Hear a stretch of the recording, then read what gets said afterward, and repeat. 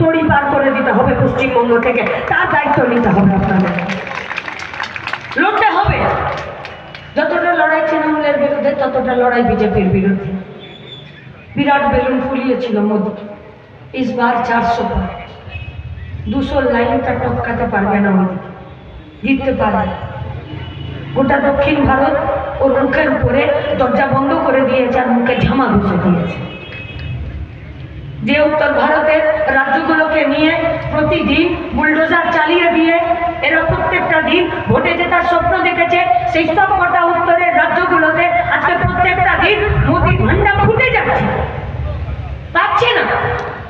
इसीलिए तो ये 7वां चरण का वोट से पहले, ये 6वां चरण का वोट से पहले ये मोदी बोलता है कि देखो जोगी को देखकर सीखो कैसे बुलडोजर चलवाया जाता है। तो जादवपुर